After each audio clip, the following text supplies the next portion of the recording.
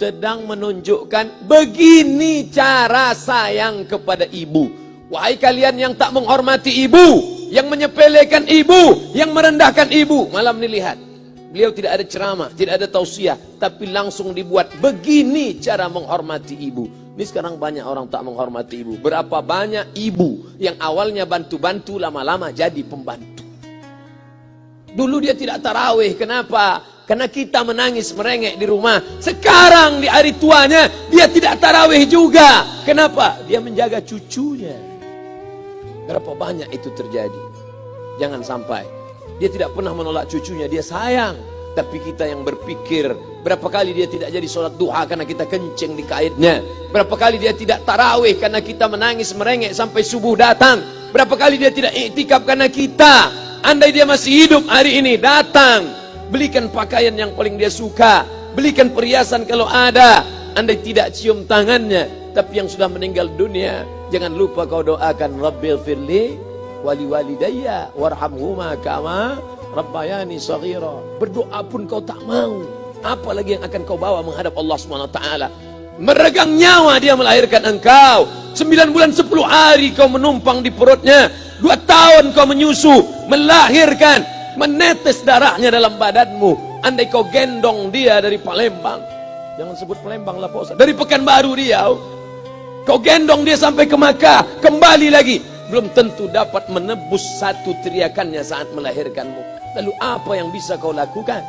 Datang seorang ibu pergi ke tempat servis HP. Nak, tolong anak lihatkan HP saya rusak kayaknya. Dia periksa, ini nggak rusak bu. Terus memang anak ibu nggak nelpon. Kenapa kau tidak telepon? Datang dia ke rumah anaknya. Nah, ibu nggak ada uang mau buka puasa, bisa minjam 100.000. Apa kata si anak? Sebentar ya ma, aku tanya istriku dulu. Ini Ustaz dapat dari mana? Ada yang kirim WA grup.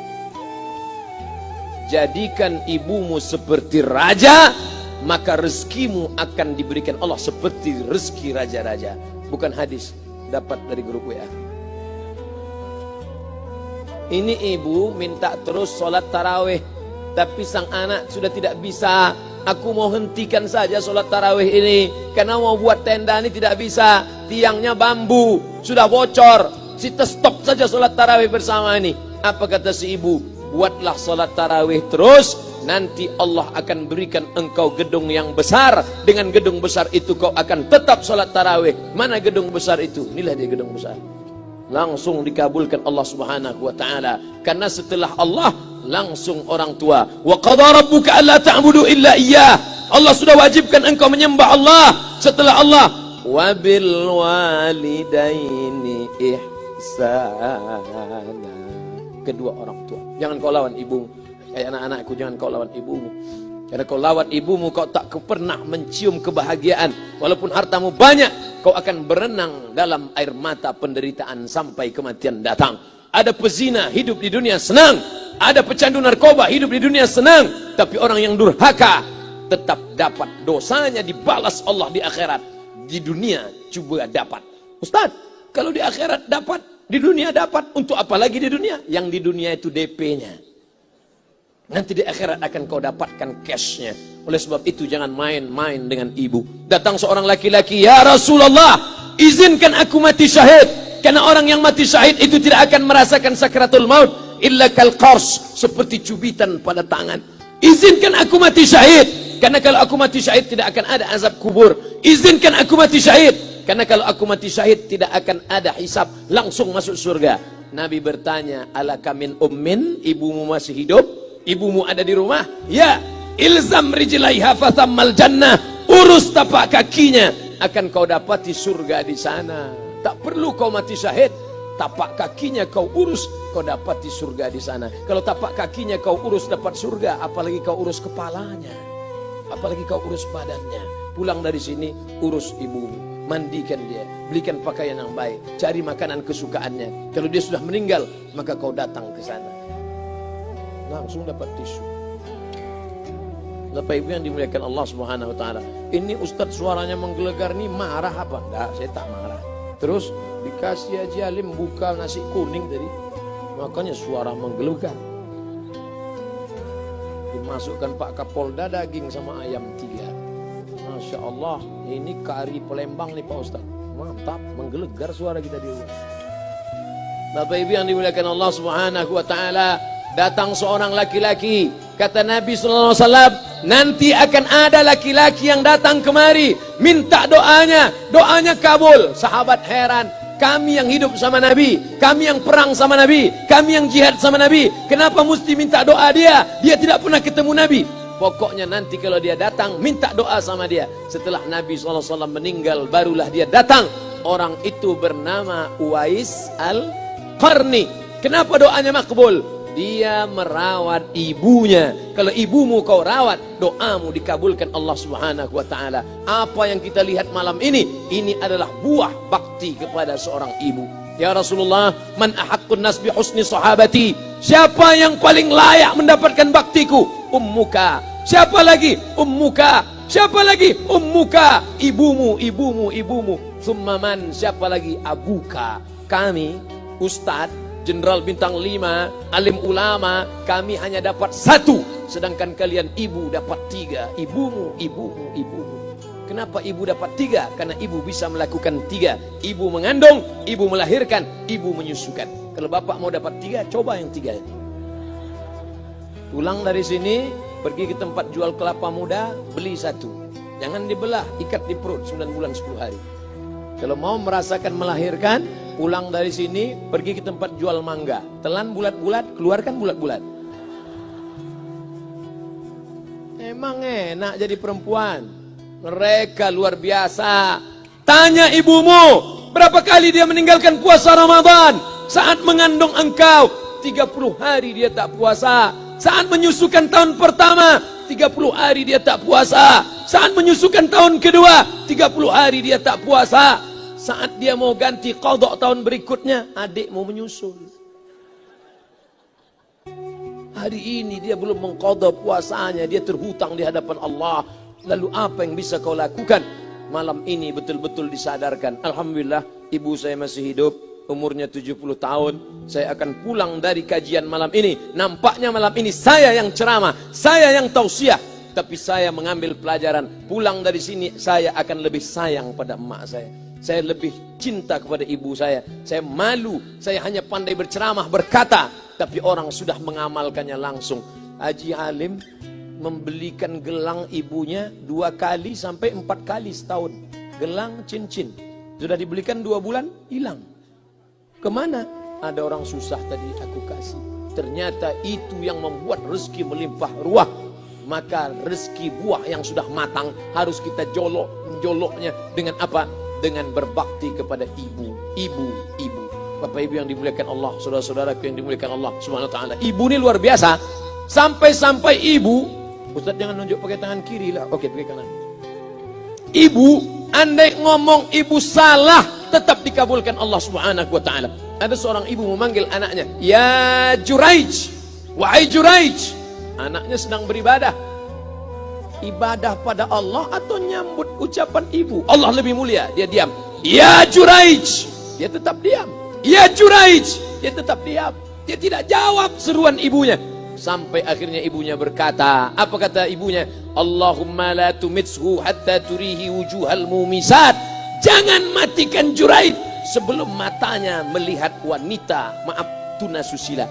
Jangan matikan Juraij sebelum matanya melihat wanita tunasusila, WTS PSK, orang nakal, orang jahat. Tidak mungkin ahli ibadah matanya melihat orang jahat. Tapi takdir berkata lain. Tak lama setelah ucapan sang ibu, ada seorang WTS PSK hamil. Tidak diketahui suaminya, ditangkap, ditanya, "Siapa yang menghamilimu?" Apa kata si perempuan? "Yang menghamiliku adalah Juraij."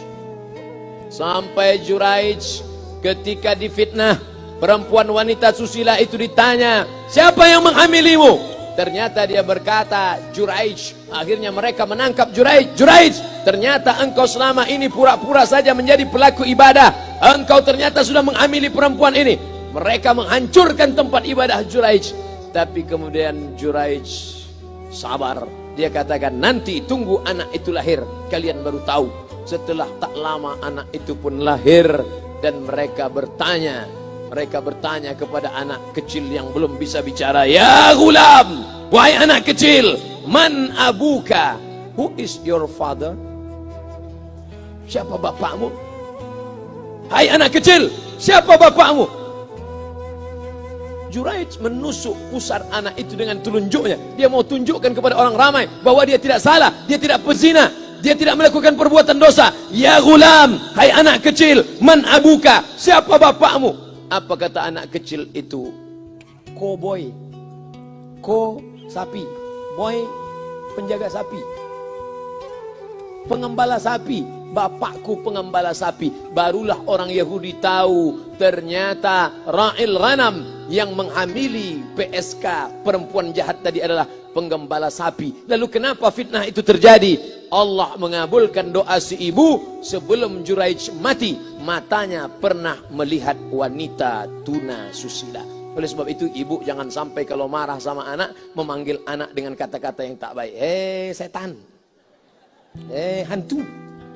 Kalaupun marah panggil dia, calon wali kota.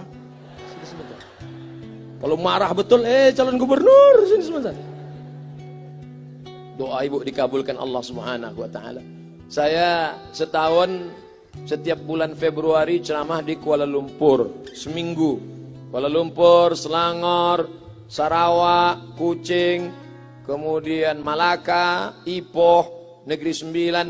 Ketika saya tausiah datang ibu-ibu makcik Malaysia. Assalamualaikum. Waalaikumsalam. Ustaz Somad. Ya. Saya nak jumpa dengan emak Ustaz. Loh, ngapa jumpa emak saya? Jumpa saya lah. Ustaz pasti dididik oleh seorang ibu. Saya ingin jumpa ibu Ustaz. Saya sangka dia mau jumpa saya. Ternyata ibu di tengah para habaib, diambil diri seorang profesor, dibalik diri seorang gubernur, wali kota, Kapolda. Di dalam diri mereka ini adalah orang-orang luar biasa, tapi dilahirkan oleh perempuan-perempuan yang super luar biasa. Betul? Mereka ini semua dibesarkan perempuan. Makanya ada ungkapan al-jannatu tahta aqdamil ummahat, surga di bawah telapak kaki ibu. Tapi ada yang mengatakan itu dulu Pak Ustaz, sekarang sudah berubah, surga di bawah tapak kaki babysitter. Karena banyak yang menitipkan anaknya kepada penitipan anak. Jangan bu, walaupun kau wanita karir, tidak seberapa itu. Tidak dapat kau tebus kehilangan masa-masa manja mereka dengan pendidikan. Ini banyak ibu-ibu sekarang sudah tidak lagi mengurus anaknya. Padahal 6 tahun pertama, the golden age, usia emas, ibu harus ikat hubungan emosional dengan anak. 2 tahun pertama, susukan. 2 tahun kedua, lompat-lompat, lari-lari, lucu-lucu. 2 tahun ketiga, mulai menghafal surat-surat pendek. Umur 7 tahun, baru dia sholat. Begitu. Sekarang banyak. 2 tahun pertama, dia titipkan ke Al-Baqarah, sapi betina. 2 tahun kedua, dia titipkan ke PAUD dan BUUD. 2 tahun ketiga, dia titipkan ke TK. Akhirnya anak putus kontak. Setelah anak remaja, baru ibunya nanya, Ustadz, kenapa anak saya lebih mau curhat sama pacarnya daripada sama saya?